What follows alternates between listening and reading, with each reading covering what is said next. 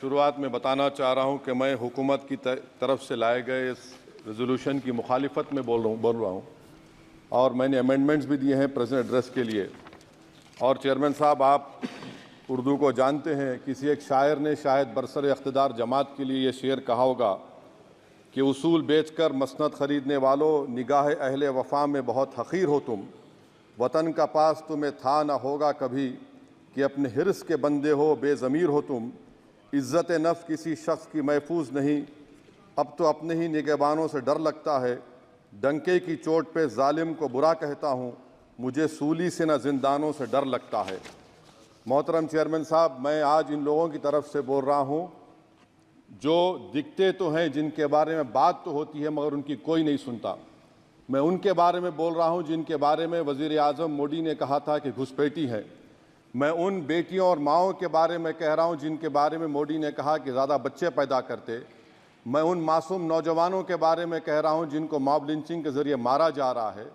मैं उन बेज़ुबान माँ और बाप के बारे में बोल रहा हूं जिनकी औलाद आज इस हुकूमत के गलत क़ानून के चक्कर में जेलों में सड़ रहे हैं। सर, मैं दस्तूर जब इस ऐवान में बन रहा था, संविधान बन रहा था, तो उस वक्त अलहदा वोटर लिस्ट और इंतखाबी रिजर्वेशन की बात आई तो उस वक्त के हमारे फाउंडिंग फादर्स ने, हमारे बुजुर्गों ने, दोनों समुदाय के हिंदू और मुसलमानों ने फैसला किया कि हम इस पर राज़ी नहीं होंगे। बल्कि उन्होंने क्या कहा था हमारे फाउंडिंग फादर्स ने, उन्होंने मुखालिफत की थी अलहदा वोटर लिस्ट की और इंतखाबी रिजर्वेशन की। उन्होंने कहा था, I quote sir, it is the duty of majority community to ensure that minorities are elected in the representative numbers. BJP मुसलमानों की नफरत पर जीतती है और मुसलमानों के नाम निहाद मसीहा मुसलमानों के 90% ज़्यादा वोट हासिल करते हैं, मगर फिर भी इस ऐवान के दरवाजे नहीं खुलते मुसलमानों के लिए और सिर्फ 4% मुसलमान जीत कर आते हैं। सर, संविधान सिर्फ एक किताब नहीं है जिसे चूमा जाए, संविधान एक किताब नहीं है जिसे दिखाया जाए, संविधान एक सिंबल भी है, मगर संविधान एक हमारे बुजुर्गों के ख्वाबों की किताब है।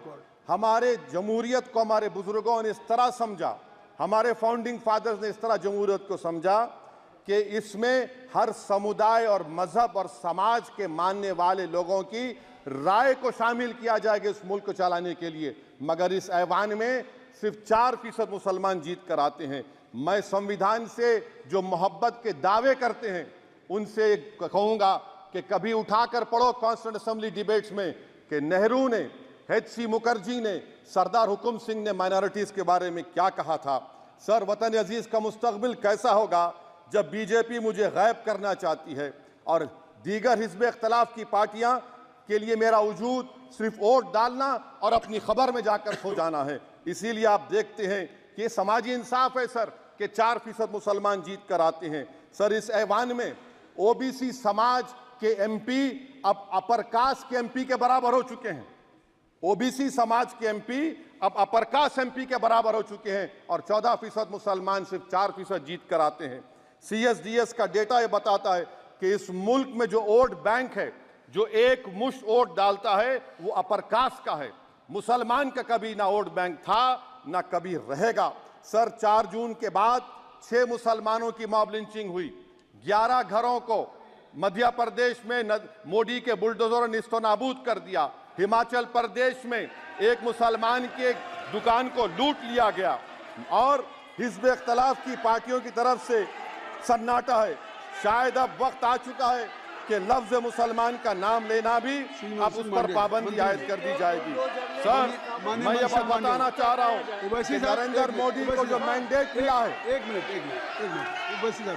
आप लोग बैठ जाएं, कृपया आप लोग बैठ जाएं। श्री मनसुख मांडविया जी, आप लोग बैठ जाएं, कृपया माननीय सदस्य बैठ जाएं। श्री मनसुख मांडविया जी, कृपया आप लोग बैठ जाएं। अपने प्रारंभिक आप लोग बैठ जाएं, आप लोग बैठ जाएं। माननीय सदस्य ने अपने प्रारंभिक भाषण में जो शब्द प्रयोग करा है उसको ऑथेंटिकेट करा जाए।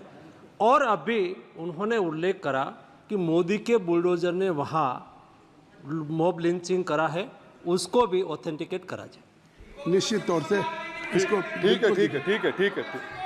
ठीक है। उवैसी साहब जब भी कोई बात नहीं आपके सर, सामने- आप चेयर पर बैठे हैं जी, इसलिए आप उसको- मंत्री जी को पेट में दर्द हुआ, माशाल्लाह, शुक्रिया उनका। नहीं, तो मंत्री- सर मैं ये बोल मंत्री की रहा था, जवाबदेही है ये अरे ये नहीं मंत्री इससे की बुरी बात क्या है? पेट में दर्द हो सकता है। वो दर्द ये सब ठीक अच्छा, नहीं। दर्द हुआ, चलिए दर्द हुआ, दिल का दर्द हुआ। तो सर, जो नरेंद्र मोदी को मैंडेट मिला है वो सिर्फ और सिर्फ मुसलमानों की नफरत पर हिंदुत्व की वजह से मिला है। I would like to say it is not Modi's in dock, but every single person voted him despite his anti Muslim voice. And I would like to tell the opposition parties, this is not a moral victory for you, this is a victory of majoritarianism. Everyone should contemplate and do introspection. Why is it that the OBCs and the upper caste are getting their due representation? Why are the Muslims not getting? Are we here only to vote for you and not to get elected? If that is the case, please tell us that we are only here to vote for you. Sir, आज भारत के आधे नौजवान बेरोजगार हैं और रोजगार की तालाश, बेरोजगारी का आलम यह है सर कि मोदी सरकार के 5 साल में 75 लाख एस्पिरेंट्स की जिंदगी बर्बाद हो गई, 6 पेपर लीक हुआ। बेरोजगारी का आलम यह है सर कि रशिया जा रहे हैं, वहां जाकर अपनी जानों को दे रहे हैं। बेरोजगारी का आलम यह है कि नरेंद्र मोदी रोजगार का कैंप चलाती है नौजवानों के लिए कि तुम इजराइल में जाकर काम करो, उनको कैनन फॉडर बना रही है ताकि फलस्तीनियों की जायदादों को हड़प कर सके। ये भी कंक्लूड मैं, अरे सर मेरा टाइम है। कहाँ टाइम है सर, आप ये टाइम ले लिए मेरा। सर मैं 2 मिनट दीजिए। ये विश्वगुरु की पॉलिसी है।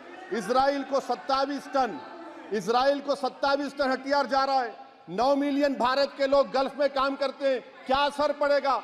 47,000 इजरायली फलस्तीनी मार चुके हैं। क्या है हमारी पॉलिसी सर? क्यों हथियार दे रहे हैं सर? नस्लकशी हो रही है। सदर जमहूरिया के खुतबे में राष्ट्रपति के सर, मैं उसी पे बोल रहा हूं सर, उसमें लिखा हुआ है फॉरेन पॉलिसी के ऊपर, आप पैराग्राफ नंबर 25 देख लीजिए।